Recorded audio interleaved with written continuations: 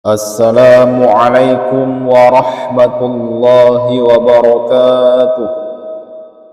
Alhamdulillah, alhamdulillahilladzi khalaqal mauta wal hayata liyabluwakum ayyukum ahsanu amala wa huwal azizul ghafur. Asyhadu an la ilaha illallah wahdahu la syarika lah wa asyhadu anna Muhammadan abduhu wa rasuluhu la nabiyya ba'dah. Allahumma salli wa sallim wa barik ala sayyidina Muhammad wa ala alihi wa ashabihi ajma'in. Faya ibadallah, usikum wa nafsi bitaqwallah wa ta'atihi faqad fazal muttaqun. Qala Allah ta'ala fil Qur'anil azim wa huwa asdaqul qailin. A'udzu billahi minasy syaithanir rajim. Ya ayyuhalladzina amanu ittaqullaha haqqa tuqatih wa la tamutunna illa wa antum muslimun.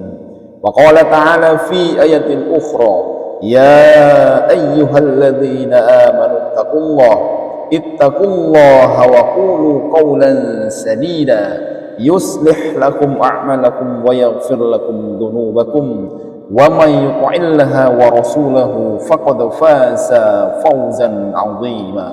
Shadaqallahul 'azim. Jamaah Jumat yang dirahmati Allah Subhanahu wa taala. Hari ini berapa banyak orang yang sama dengan kita, matanya masih berkedip, jantungnya masih berdetak, darahnya masih mengalir, tapi mereka masih banyak meramaikan jalanan. Mereka masih sibuk dengan pekerjaan duniawinya, padahal sholat Jumat ini adalah sebuah panggilan dari Allah Subhanahu wa ta'ala. Kenapa itu bisa terjadi? Karena Allah telah mencabut sesuatu dari dalam diri mereka. Apa yang Allah cabut dari mereka? Yang Allah cabut dari mereka adalah rasa takut yang ada di dalam hati. Kesehatan yang masih ada, tapi tidak ada rasa takut pada Allah di dalam hatinya. Sehingga mereka masih sibuk dengan urusan duniawinya, mereka masih sibuk dengan pekerjaannya, yang akhirnya mereka tidak mau datang, tidak mau memenuhi panggilan Allah Subhanahu wa ta'ala.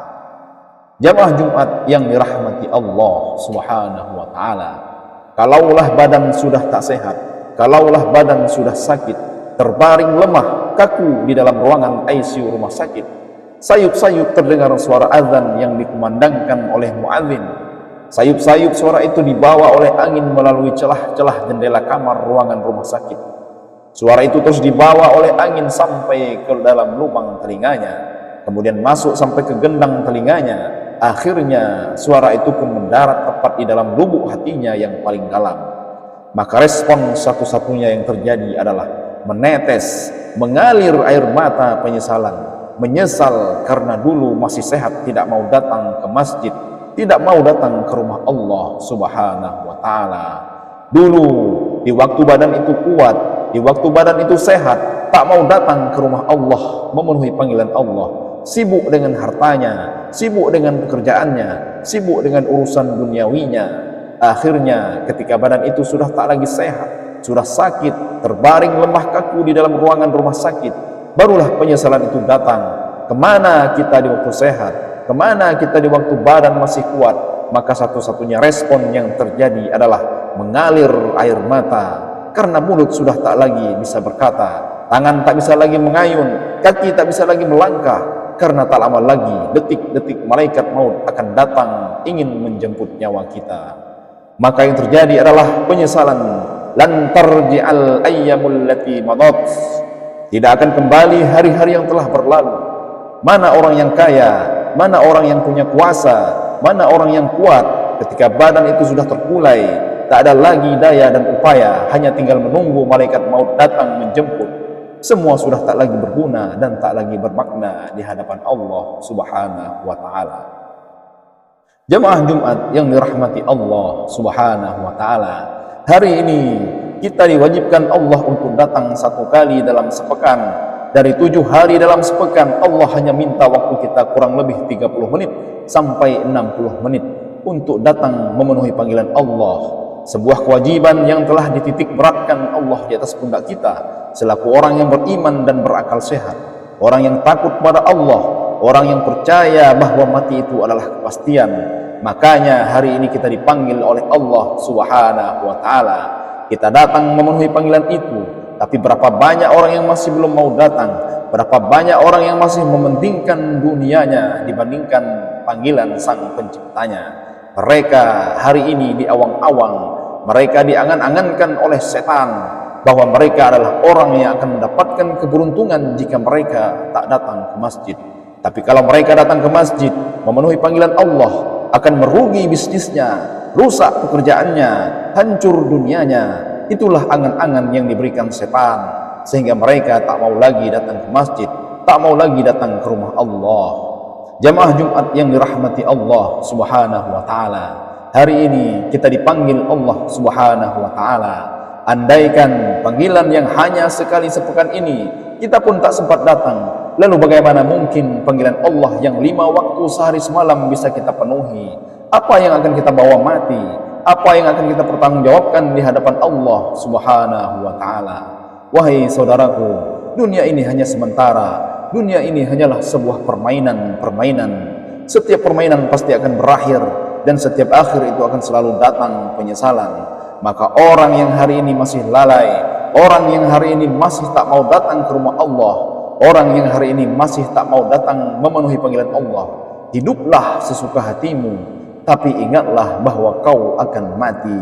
Aish ma syi'ta fa innaka mayyitun. Hiduplah sesukamu karena sesungguhnya kamu akan mati.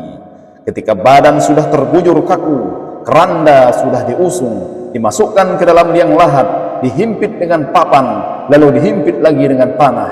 Ketika itu tak ada yang bisa menolong. Yauma la yanfa'u malun, hari itu harta tak lagi berguna, wala banun, anak tidak lagi bermanfaat. Maka yang akan menolong kita adalah amal perbuatan, amal ibadah, amal soleh yang pernah kita lakukan semasa hidup di dunia. Jamaah Jumat yang dirahmati Allah Subhanahu wa taala, hari ini lengkap sudah nikmat Allah yang diberikan kepada kita.